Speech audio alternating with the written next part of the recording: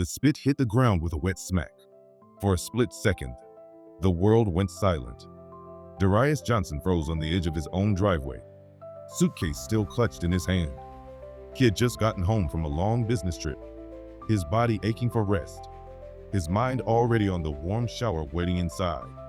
But all of that disappeared the moment his neighbor, this middle-aged woman with bleached blonde hair tied in a messy bun, leaned forward and spat, not just on the ground, not just in disgust, but at him. The warm September air suddenly felt heavy. A lawnmower droned somewhere down the block. A dog barked twice and went quiet. Curtains shifted in the house across the street. Someone was watching. Karen. That was her name.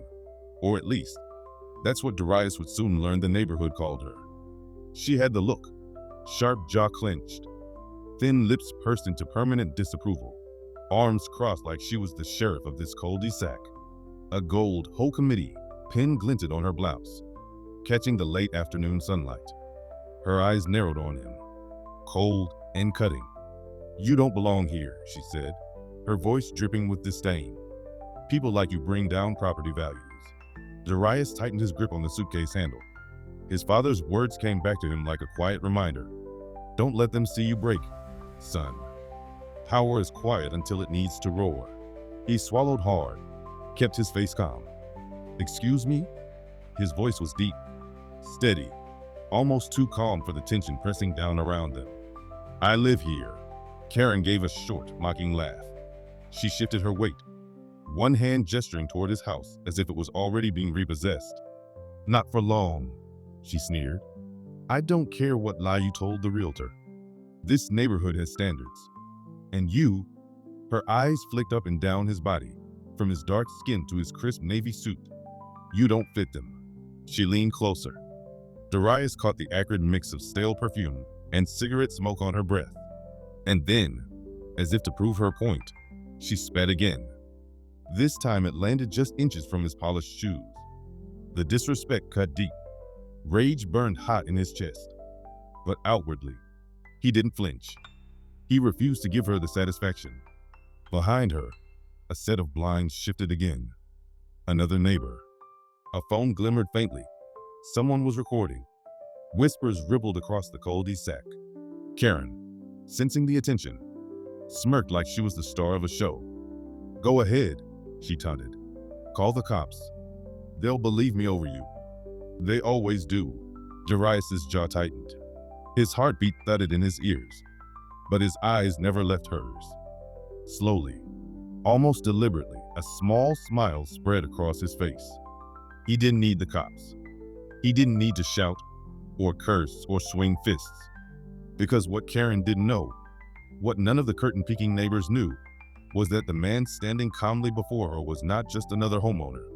He was the newly elected president of the Homeowners Association. And every ounce of authority she thought she had was about to crumble. But that reveal would come later. For now, he simply bent down, picked up his suitcase, and said quietly, "Careful who you disrespect. You might be standing on the wrong side of history." He turned toward his front door, the late sunlight glinting off his suitcase handle.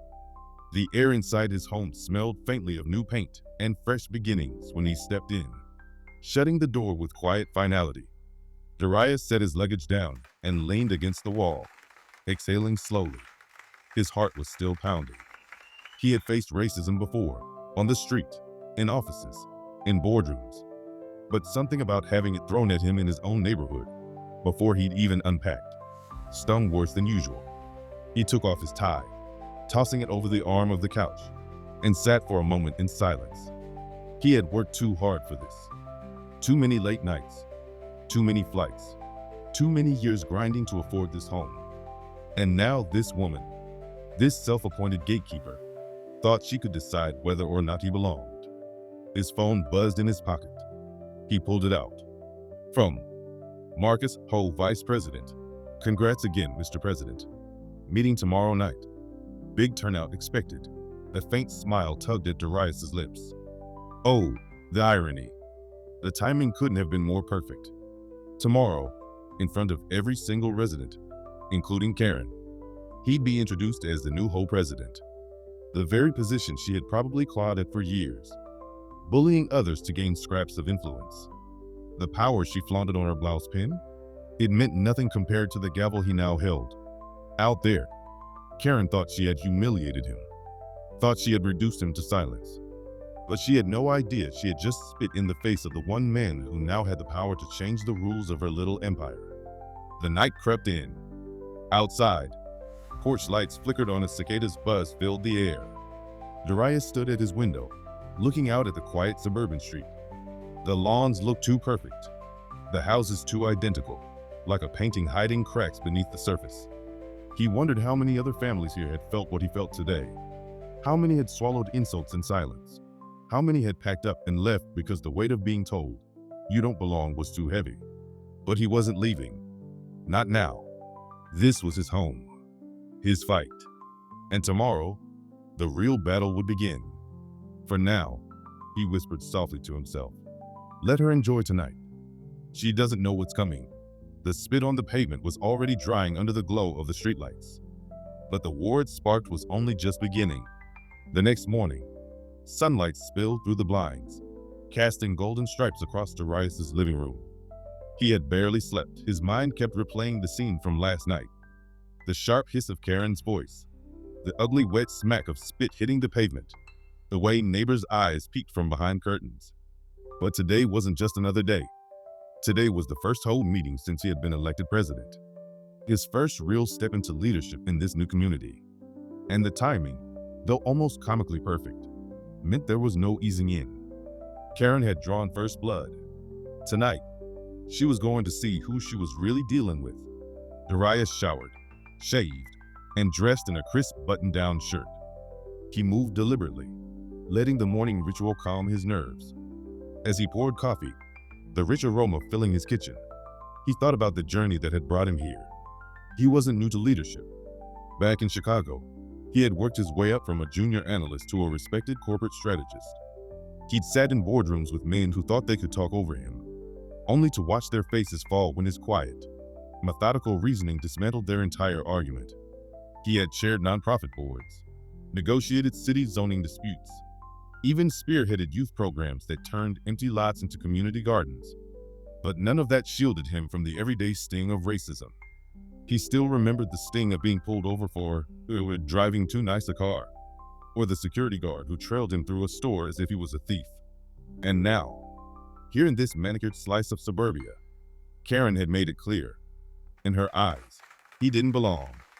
That was exactly why he had agreed to run for whole president when Marcus, the previous leader, nominated him. It wasn't about control. It was about presence. About showing his community that leadership didn't look like just one kind of person. And now, it was about something else too. Drawing a line in the sand. By early evening, Darius walked a short distance to the community center at the edge of the neighborhood. The sun was sinking, painting the sky with streaks of pink and orange. Porch lights flickered on as families trickled inside, some with papers tucked under their arms, others just curious about the new leadership. The meeting room buzzed with low chatter. Folding chairs filled the space, arranged in rows facing a long table where the whole board sat. Marcus, a middle-aged black man with an easy smile, was already there. He stood when he saw Darius, giving him a firm handshake. "Ready for this?" Marcus asked quietly. Darius smiled. More than ready. They took their seats at the front table. Karen was already in the room, of course, seated in the second row dead center, like a prosecutor ready to pounce. Her arms were crossed, lips pursed, eyes narrowed. That smug little hoe pin gleamed on her blouse. The chatter dimmed as Marcus stood and tapped the microphone. "Good evening, everyone. Thank you all for coming. As most of you know, we recently held elections for new Ho leadership. Tonight, it's my honor to introduce our newly elected president, Mr. Darius Johnson." Polite applause filled the room, some genuine, some hesitant. Karen didn't clap. She sat rigid, her eyes widening slightly, her mouth twitching as if she had swallowed something bitter. Darius rose slowly, adjusting the microphone. He let the silence settle for a moment before he spoke. "Good evening," he said, his voice calm but carrying. "First, I want to thank Marcus for his years of service and for his trust in nominating me. I also want to thank all of you who voted for me, and even those who didn't, because I intend to serve everyone here.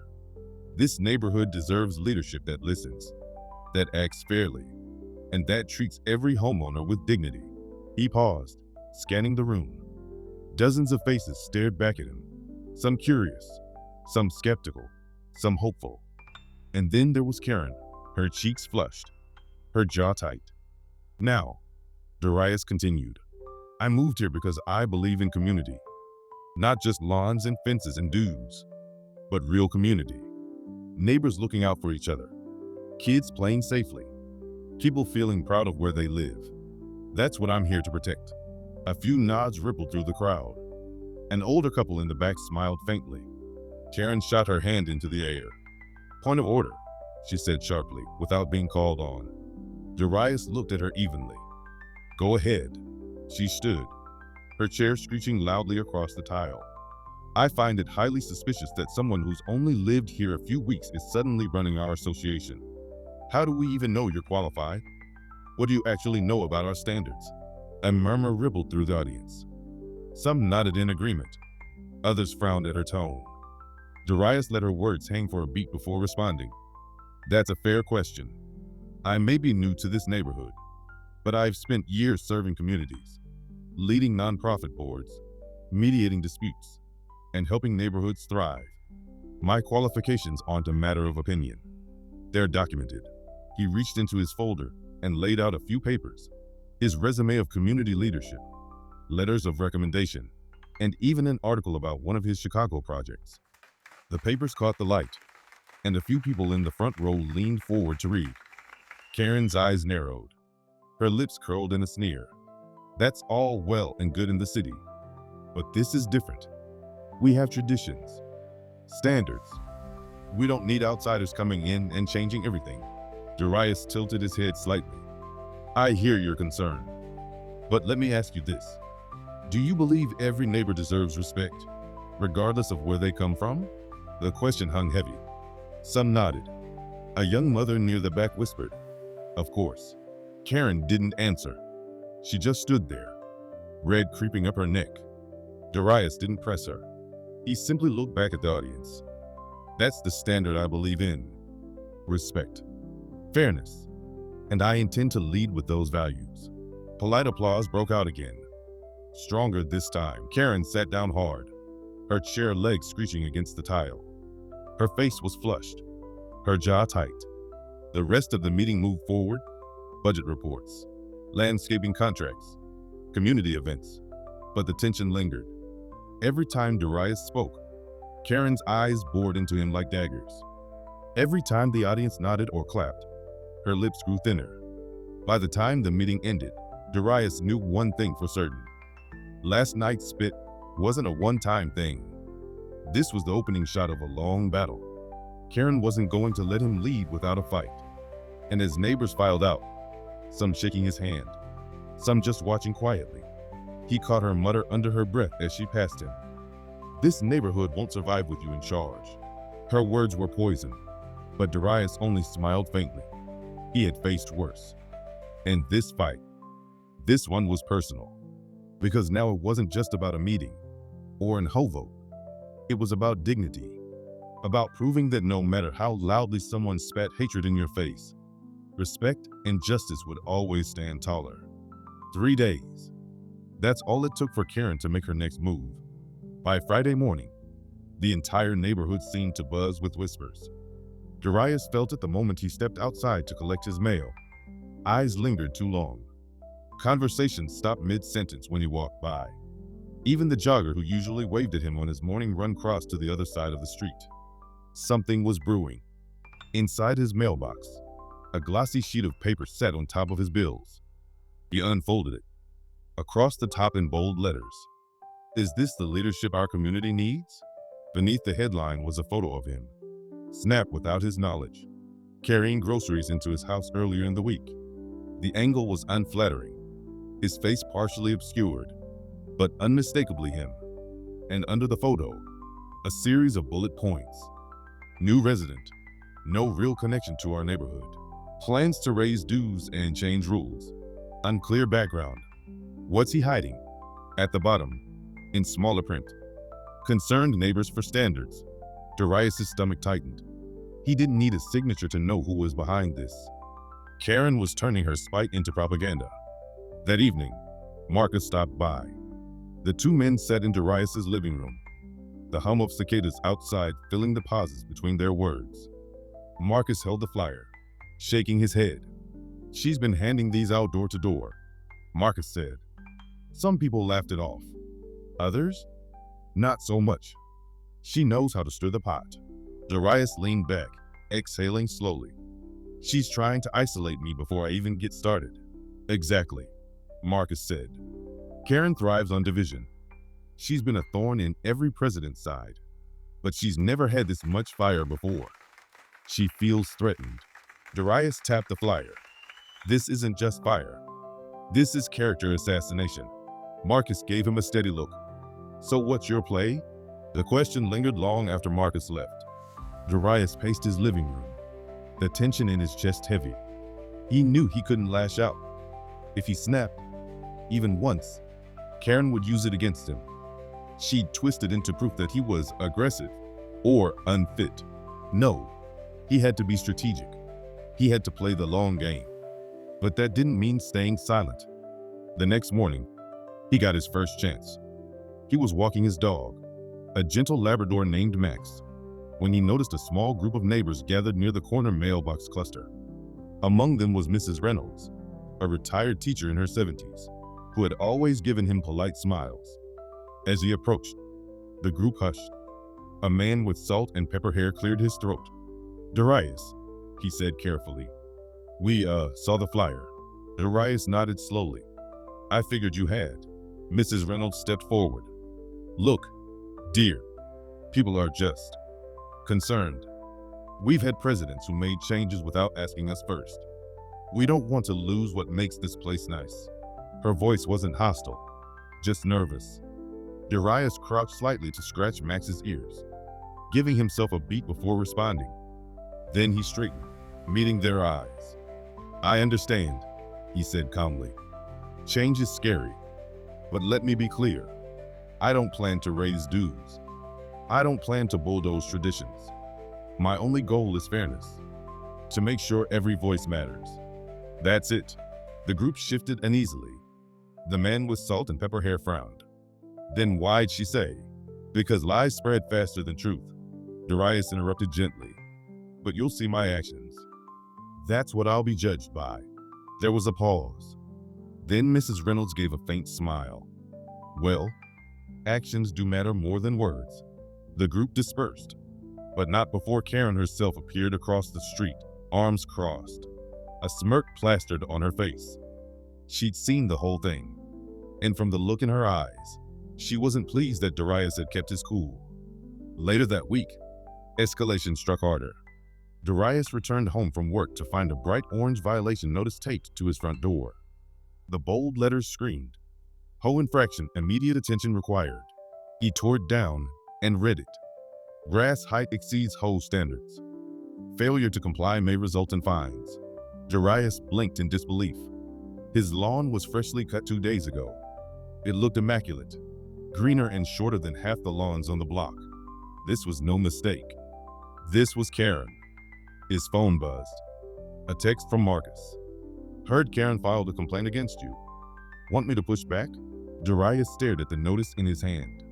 His jaw tightened. No, this time, he would handle it himself. The very next morning, he showed up at the Hoe office with a violation notice in one hand and his phone in the other.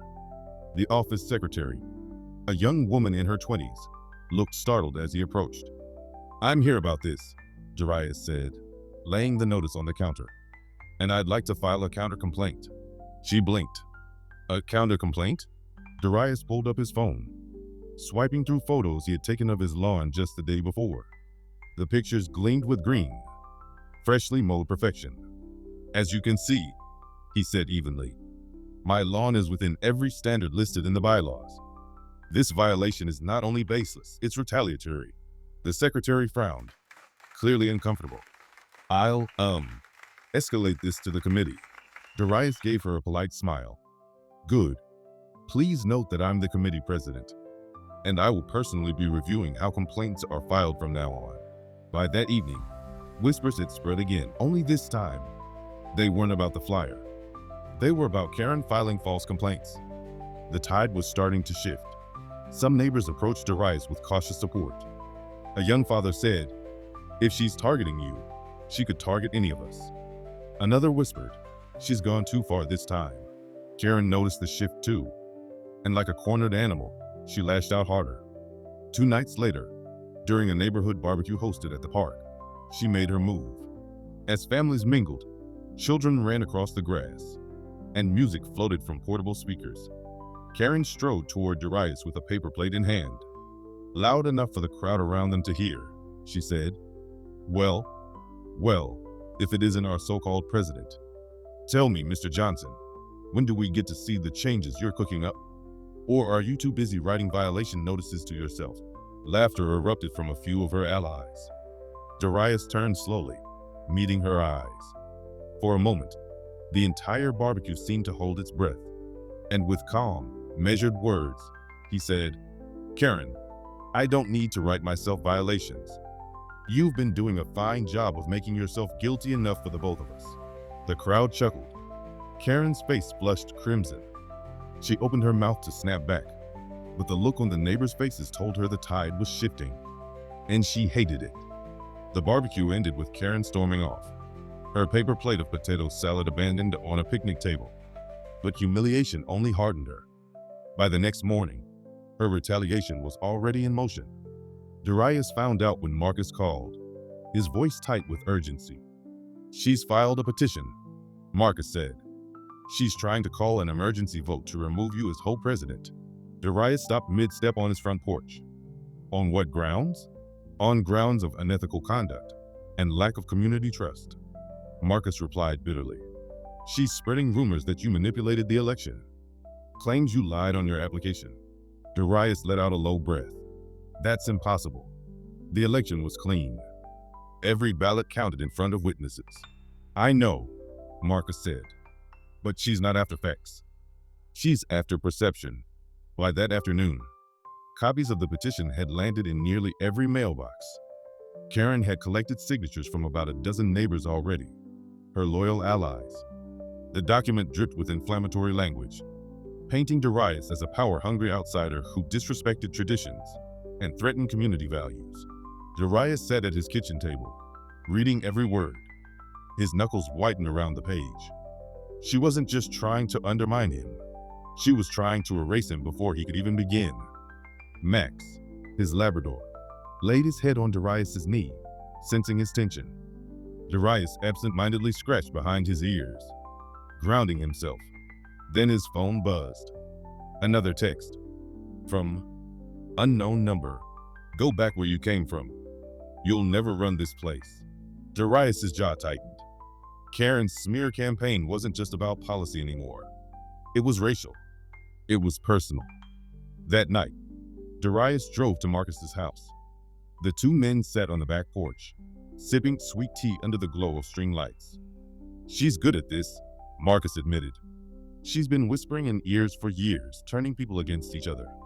But this is her boldest move yet. So how do we counter it?" Darius asked. Marcus leaned forward. "Transparency. We get ahead of her. Call a meeting before she can. Lay everything out. Your record, your goals, your plans. Let the people hear it from you directly." Darius nodded slowly. "And if they don't believe me?" Marcus's eyes hardened. "Then you show them proof she's the one bending the rules. She's not as untouchable as she thinks." Opportunity came sooner than expected. 2 days later, Darius received an envelope in his mailbox, anonymously delivered. Inside was a photocopy of an whole expense report. One line item caught his eye. Community beautification, $4,500. But under it, in smaller print, was a receipt. Landscaping services billed to Karen's personal property, not common areas. Darius's lips curved into a slow smile. This was it. The crack in her armor. She had been funneling home money into her own yard. When the emergency home meeting convened the following week, the room was packed. Folding chairs lined every inch of the community center. Neighbors buzzed with gossip, some glaring at Darius, others avoiding his gaze altogether. Karen stood near the front, papers clutched in her hands, her face flushed with righteous indignation. She was in her element, ready to put on a show. Marcus opened the meeting, his voice steady. "We're here tonight to address a petition filed against our president, Mr. Johnson. As is fair, both sides will be heard. Mrs. Whitfield," he gestured toward Karen, "you may present your case." Karen strutted to the microphone, her heels clicking sharply against the tile.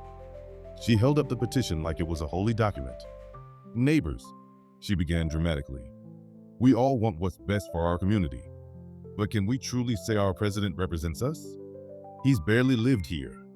He hides behind polished speeches. But his true agenda is raising dues and forcing changes none of us asked for." Murmurs rippled through the crowd. Karen leaned closer to the mic, her voice dropping into venom. "And let's be honest, do we really know who he is? Do we know his past? Or did we just hand power to a smooth talker who doesn't belong in our neighborhood?" A few gasps broke out. Darius felt the weight of 100 eyes. His chest tightened, but he kept his face composed. Karen thrust the petition onto the table. "I call for a vote of no confidence. Let's remove him before he destroys everything we've built." Applause broke out among her allies. She stepped back, smug, certain she had won. Marcus cleared his throat. "Thank you, Mrs. Whitfield. Now, Mr. Johnson, you may respond." Darius rose slowly. His heart pounded, but his voice came out calm and steady. "Thank you. And thank you to everyone here tonight for caring enough about this community to show up." He paused, scanning the faces, some hostile, some curious, some uncertain. "I've heard the rumors that I plan to raise dues, that I'm hiding something, that I don't belong. Let me address those directly. I have no intention of raising dues. I've hidden nothing. I've lived my life openly, working in business and nonprofits to build stronger communities. And as for belonging," he looked directly at Karen, "I bought my home here, just like you. I pay my dues, just like you. I walk my dog, mow my lawn, and wave at my neighbors, just like you. My skin color, my background, my journey, none of that makes me less of a neighbor. It makes me human, just like you." The room shifted. Some nodded. A few clapped softly. But Darius wasn't finished. "Finally, since we're talking about trust and ethics, I think it's only fair to share something I found." He held up the expense report, the papers crisp in his hand. "This is from our whole records. It shows $4,500 of community funds spent on beautification. But the invoice attached isn't for common spaces. It's for Mrs. Whitfield's private yard." A collective gasp erupted. Heads swiveled toward Karen. She went pale, then red. "That's a lie," she sputtered. Those records are board certified and notarized." Darius interrupted smoothly. "Anyone here can request to see them. I encourage you to, because this isn't about me. It's about accountability. It's about whether your leaders serve you or themselves." The room exploded with chatter. Neighbors turned on each other, voices rising. Karen's hands trembled as she snatched at her papers. "This is an ambush. You can't." But her words were drowned by voices around her. "She stole from us. I knew something was off. How long's this been going on?" Darius stood quietly, letting the storm build. For once, he didn't have to raise his voice. The truth was loud enough. By the time Marcus regained control of the room, the tide had turned. "We'll table the petition for now," Marcus announced firmly. "Further review of financial records will be conducted. Until then, Mr. Johnson remains president." Karen sank into her chair, her face twisted with rage and humiliation. Her empire of whispers had cracked wide open. Darius sat down slowly, Max's leash looped around his wrist, his expression calm. Inside, adrenaline surged, but he kept his composure, because tonight wasn't just survival. Tonight was victory. And Karen? She had just realized her enemy wasn't going anywhere. Karen didn't sleep that night. She paced her pristine kitchen, the overhead lights glaring down on marble counters, muttering to herself. Every replay of Darius's calm voice, every flash of his steady gaze burned her pride like acid. She had ruled Whispering Pines for over a decade, bending the hoe into her personal kingdom. Now this man, this newcomer, had humiliated her in front of everyone. No, she wasn't going down without a fight. By dawn, she was on the phone, calling in favors. Old allies, golf club friends, neighbors who owed her. The narrative flipped again. He ambushed me, she whispered to Mrs. Ellis, her 70-year-old neighbor who adored gossip. He stole private records, twisted them. You know how they do. Mrs. Ellis gasped, clutching her pearls. Within hours, the rumor mill was grinding at full speed. Meanwhile, Darius woke up to a different kind of storm. His phone buzzed with messages of support. You handled yourself like a pro last night. Finally, someone standing up to her. I never knew about those landscaping bills. Thank you for exposing that. But there were darker ones too. Watch your back. You'll regret this. Not everyone wants your kind running things. He scrolled through them, a knot tightening in his chest. This wasn't just neighborly politics anymore. This was war. Marcus stopped by with a fresh pot of coffee, plunking it onto Darius's table. You rattled her cage. She's dangerous when cornered. Darius nodded, rubbing his temples. I know. That's why we need to be ready. Ready for what? Marcus asked.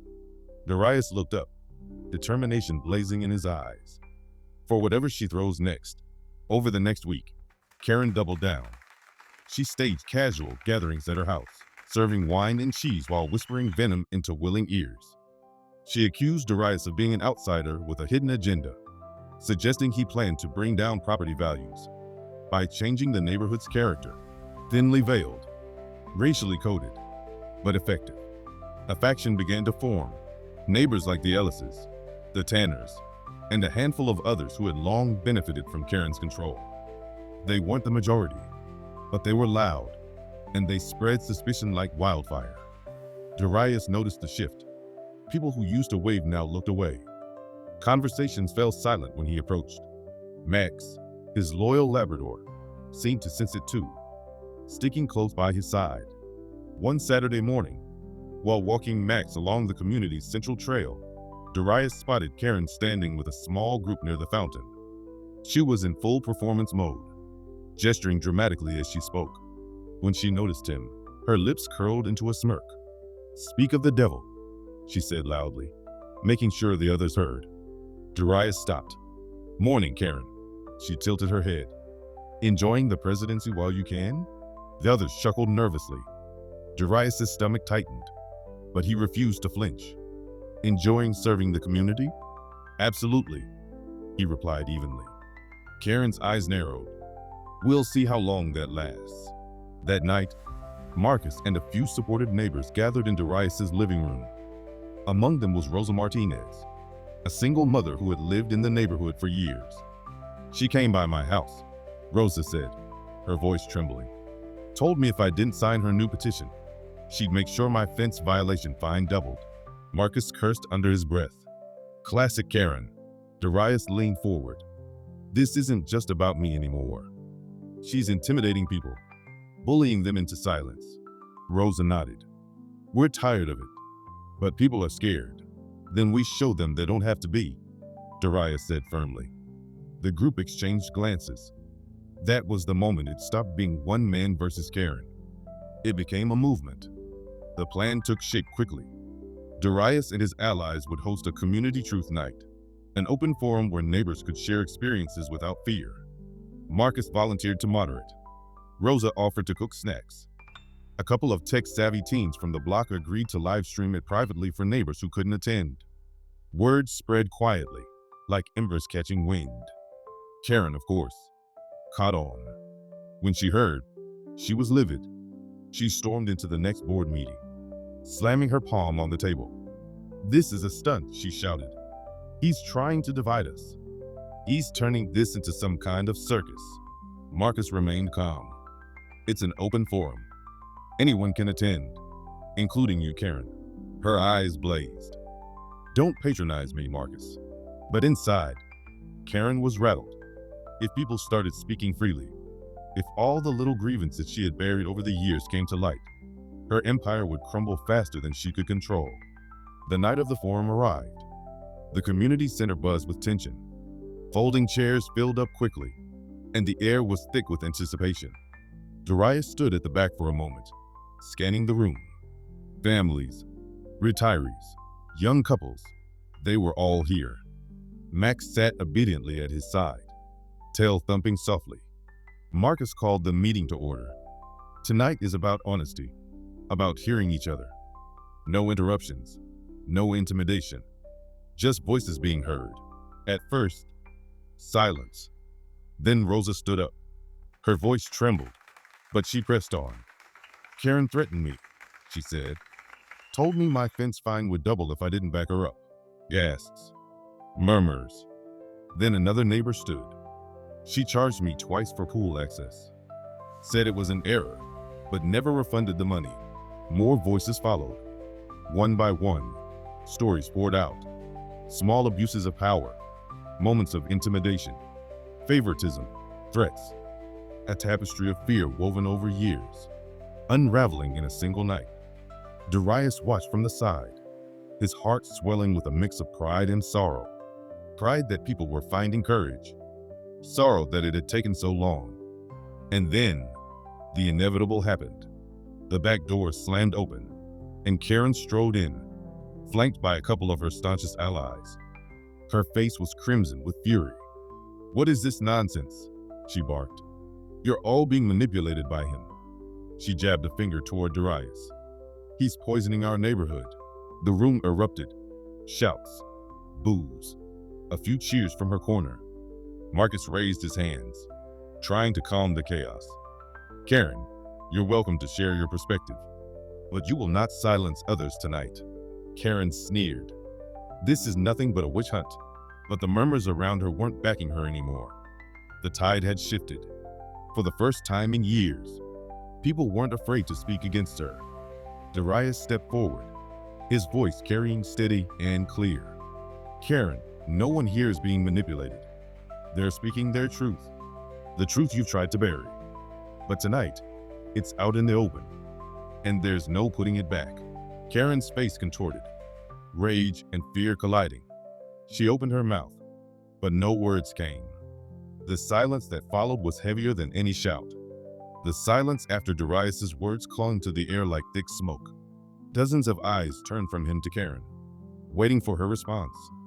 For years she had wielded fear like a weapon. But now, for the first time, the blade slipped from her hand. And she knew it. Her lips trembled as she searched for something, anything, that could turn the tide. Then, in a flash of desperate rage, she snapped. You don't belong here, she screamed, the words slicing through the stillness. You and your kind don't belong in this neighborhood, don't belong in leadership, don't belong in. Her voice cracked, venom spilling into the open for everyone to see. The racial undertone she had always cloaked in euphemisms now stood naked, ugly, undeniable. Gasps rippled through the room. Someone muttered, Did she just say that? Another voice hissed. She went too far. Karen, blinded by fury, didn't stop.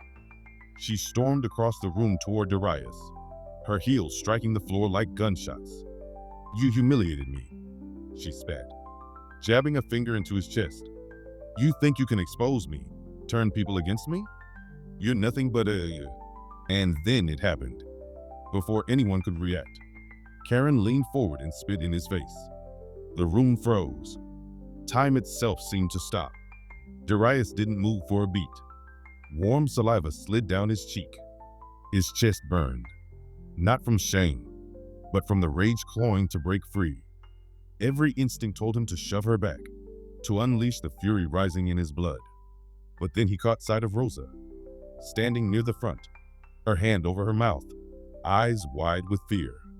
He saw Marcus, fists clenched, ready to intervene. He saw the children in the back row, watching with wide, innocent eyes. And he remembered. This moment wasn't just his. It belonged to everyone. Slowly, deliberately, Darius reached into his pocket. He pulled out a handkerchief, wiped his face clean, and folded it neatly. Then he looked at Karen, really looked at her. "Are you finished?" he asked, his voice calm, almost gentle. The room erupted. Shouts of "unacceptable," "call the police," and "that's assault" filled the air. Karen's allies tried to hush the crowd, but the momentum had shifted completely. Marcus stepped forward, his voice shaking with righteous anger. "That's it. Enough. I move to file an official misconduct complaint against Mrs. Whitfield, effective immediately. She is suspended from any hold duties pending investigation." Applause thundered across the room. Neighbors stood, clapping, cheering, some even crying.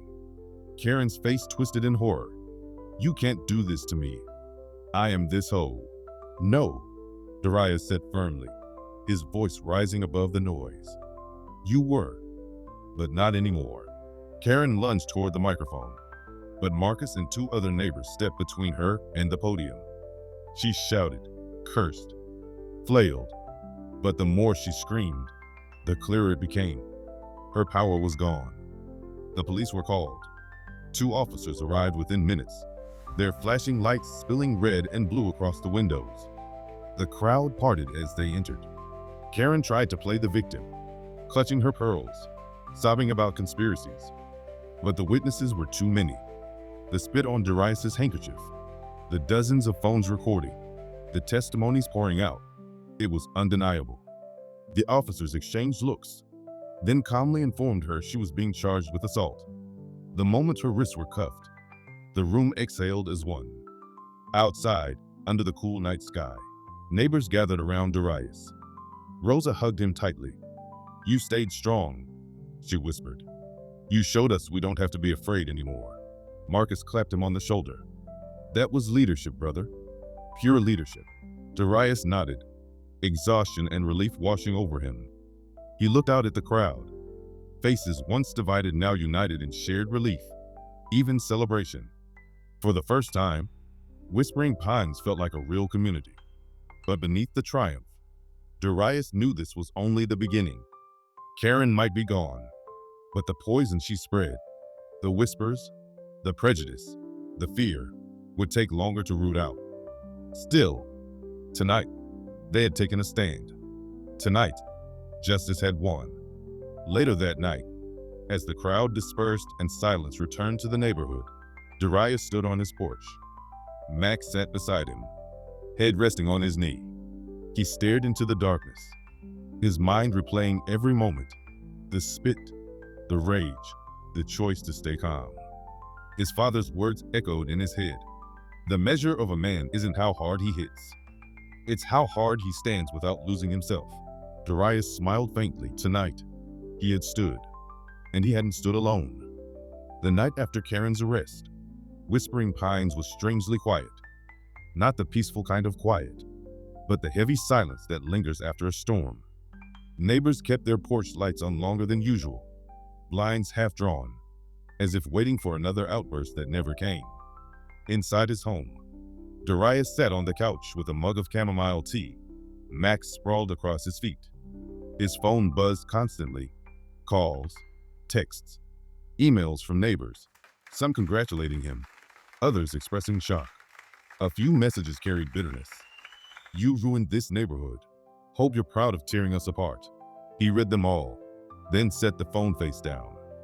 Tonight wasn't about gloating or defending himself. It was about absorbing what had just happened. Marcus called, his voice steady. "You all right?" Darius chuckled softly. "Define all right. You kept your cool after she spit on you. That's more than most men could have done." "I didn't do it for me," Darius admitted. "I did it for everyone watching. If I'd lost control, she'd still be in charge." Marcus was quiet for a beat. Then he said, "That's exactly why you're the right man for this job." By morning, the neighborhood's private Facebook group was a war zone. Clips of Karen's outburst had already gone viral beyond Whispering Pines. Hundreds of comments poured in from outsiders, condemning her behavior. Local news outlets picked up the story. Whole president spat on during heated meeting. Neighborhood power struggle turns ugly. Some headlines were sensational, others sympathetic. Darius avoided reading too many. He wasn't interested in 15 minutes of fame. He was interested in long-term change. Still, the coverage made Karen's downfall swift. By noon, she had been formally removed from the whole board.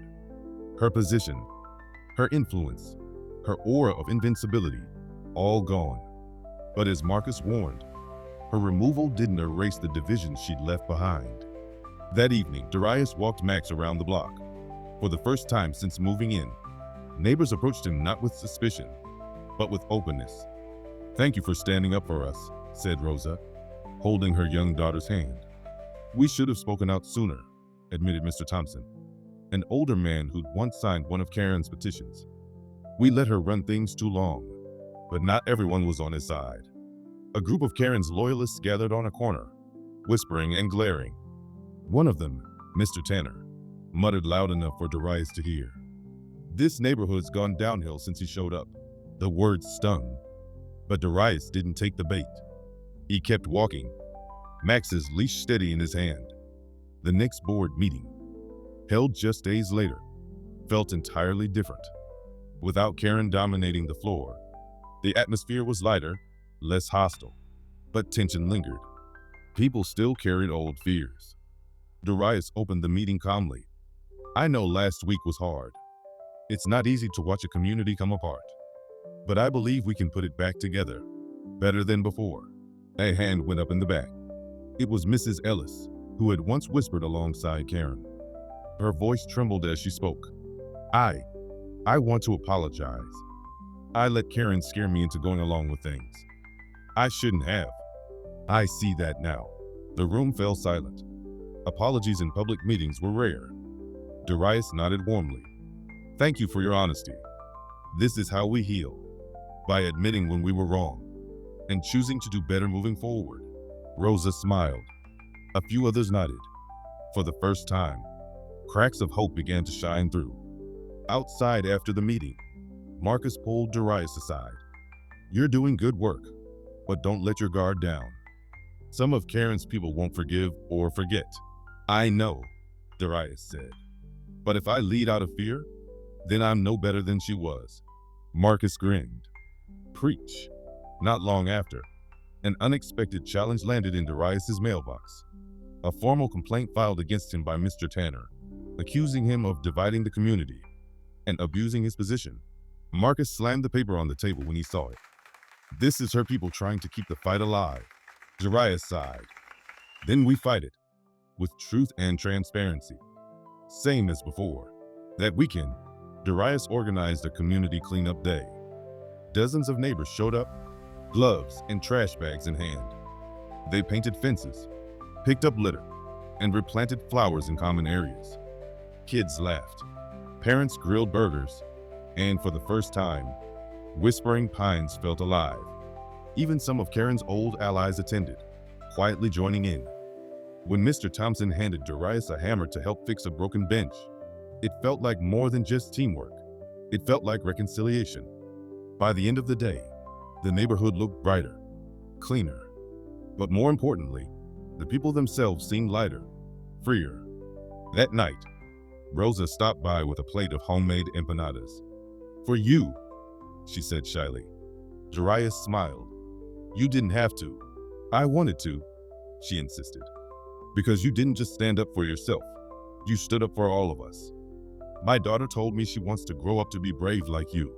Her words hit harder than any applause. For the first time, Darius felt the weight of leadership not as a burden, but as a calling. Still, Karen's shadow wasn't gone. Rumors swirled that she was planning to sue the Hoe for wrongful removal. Others whispered that she was spreading lies to nearby communities, painting herself as the victim. Marcus shook his head when he heard. "She's like a weed. Even when you pull her up, she tries to grow back." Darius didn't smile. "Then we plant something stronger in her place." Late one night, as he stood on his porch with Max, Darius looked out over Whispering Pines. The street lamps glowed softly. The air was cool, and somewhere in the distance, kids' laughter echoed. The neighborhood wasn't perfect. It was still divided, still healing. But it was his home now, and he wasn't going anywhere. Weeks passed, and Whispering Pines slowly adjusted to life without Karen at the helm. The neighborhood seemed to breathe easier, but under the surface, scars remained. Darius noticed them on his evening walks with Max. A cold glance from Mr. Tanner. Hushed conversations that stopped when he passed. The occasional anonymous note slipped into his mailbox. Nothing as explosive as before, but steady reminders that healing takes time. Still, the progress was undeniable. The community cleanup had set a new tone. Families chatted more on their porches. Kids played freely in the cul-de-sac without being scolded for too much noise. Even the home meetings became less about fines and rules, and more about actual improvement projects. Darius kept reminding himself, one step at a time. One of the first side issues he tackled was the pool. For years, Karen had used it as a tool of exclusion, granting access to some families while quietly making it impossible for others. During a Saturday meeting, Rosa raised her hand. "I've never taken my daughter to the pool," she admitted softly. "I couldn't afford the extra maintenance fee Karen charged me." Heads turned. Some nodded in recognition. Others had similar stories. Darius stood. From this day forward, pool access is included in everyone's dues. No extra charges. That pool belongs to all of us. Applause broke out. Small but genuine. Rosa smiled, tears welling in her eyes. For the first time, her daughter would swim with the other kids. Another neighbor, Mr. Thompson, approached Darius afterward. He was one of the older residents, a man who had once signed Karen's petitions without question. "I owe you an apology," he said, his voice low. "I let myself get swept up in her nonsense. I should have spoken up sooner." Darius shook his hand firmly. "What matters is you're speaking now. We can only move forward together." The old man nodded, relief softening his features. It was a small victory, but one that meant the world. Not all encounters were so warm. One evening, Darius found Mr. Tanner waiting at the end of his driveway. Tanner's jaw was tight, his arms crossed. "You think you're some kind of hero," Tanner sneered. "But you've divided this place worse than Karen ever did." Darius met his gaze evenly. "I didn't divide it. I just refused to stay quiet about the division that was already here." Tanner stepped closer, his voice low and bitter. "People like you don't belong in charge." "You'll see," Max growled softly, sensing the tension. Darius held the leash steady, his voice calm. "This neighborhood belongs to all of us, Tanner." "You'll see." The man turned on his heel, muttering curses under his breath. Darius exhaled slowly, choosing not to escalate. But the encounter reminded him, Karen's removal didn't erase prejudice. It just exposed it. Determined to build bridges, Darius began hosting monthly community nights. Instead of stiff whole meetings, there were casual gatherings, potlucks, barbecues, movie nights under the stars. Families brought food, kids played tag, and neighbors who had once avoided each other began to mingle. At one movie night, Mrs. Ellis surprised everyone by showing up with a tray of homemade cookies. She sat beside Rosa, chatting as if the two had been friends for years. Darius watched from across the lawn, smiling. That was progress. During another gathering, a group of teens pitched the idea of creating a community garden in an empty lot. Darius loved it. Within a month, raised beds sprouted with tomatoes, cucumbers, and flowers. Kids learned how to plant seeds. Elders taught gardening tricks. It wasn't just about vegetables. It was about connection. Behind the scenes, though, Karen still lurked. Though officially banned from hoe activities, she lived just down the street, and her bitterness oozed like a lingering shadow. Marcus dropped by one afternoon, holding up a stack of flyers. "Look what she's been passing out." The papers accused Darius of ruining property values, bringing outsiders in, and destroying the fabric of the neighborhood. Darius skimmed them, then sighed. "She's desperate. People are moving on, and she can't stand it." Marcus smirked. "Funny thing is, property values have actually gone up since you started fixing things." That was true. Real estate sites showed small but steady increases. Buyers liked what they saw. a neighborhood turning over a new leaf. One afternoon, Rosa knocked on Darius's door. Her daughter clutched her hand, grinning. Guess what? Rosa beamed. She just swam in the pool for the first time. Said it was the best day ever. Darius knelt to the little girl's level. Did you have fun? She nodded eagerly. I want to go again tomorrow. Her joy was contagious. Darius laughed, heart full. This, more than any board victory, was why he had fought. Later that evening, as the sun dipped low, Marcus and Darius sat on the porch, sipping sweet tea. You've changed this place, brother, Marcus said. Not just with rules, but with love. Darius tilted his head. We've changed it. Together, Marcus chuckled. Don't get too humble now. You've got folks here believing in each other again. Even the ones who hated you at first are coming around. Darius thought of Tanner, of Karen, of the silent few who still lingered in bitterness. Not everyone, he admitted. Marcus shrugged. Maybe not today. Maybe not ever. But leadership isn't about winning everyone over. It's about doing right, even when some folks can't see it yet. Darius nodded slowly. He knew Marcus was right. That night, as he walked Max under the stars, Darius reflected on how far they'd come. From spit on his face to neighbors planting gardens together. It had been a journey of resilience, of refusing to bend. The road ahead was still long. Karen's venom, Tanner's hostility, and the shadows of prejudice hadn't vanished. But the neighborhood had seen the truth. They had spoken it aloud. And truth, once spoken, couldn't be silenced again. The air was cooler now, fall creeping into whispering pines. Leaves painted the streets gold and crimson. Children raked them into piles, then cannonballed with gleeful shrieks. The neighborhood, once stiff and tense, now felt alive. Darius sat on his porch, Max at his feet, watching it all unfold.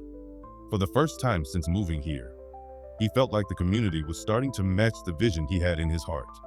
But with peace came reflection. Nights grew longer, quieter, and Darius often found himself replaying the journey that had brought him here.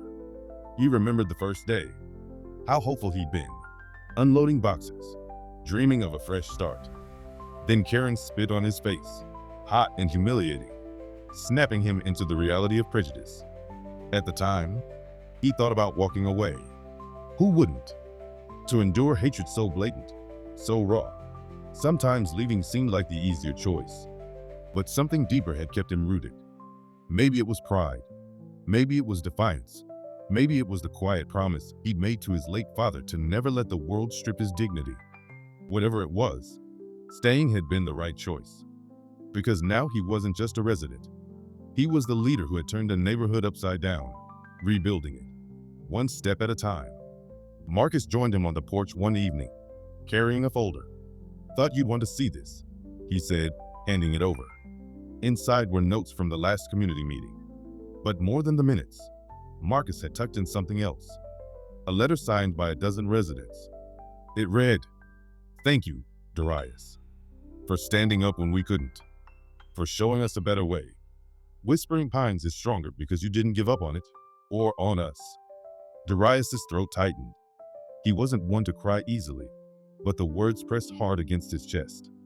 He glanced at Marcus. "You knew this would get me." Marcus grinned. "Man, I've known you for years. You act tough, but you've got a soft spot for community." Darius chuckled, shaking his head. But inside, the words reverberated like gospel. Didn't give up. That was it. That was the legacy. Still, not every battle was won. Karen's shadow lingered, her bitterness fueling whispers. Tanner still glared from his porch whenever Darius passed. But here was the truth Darius had learned.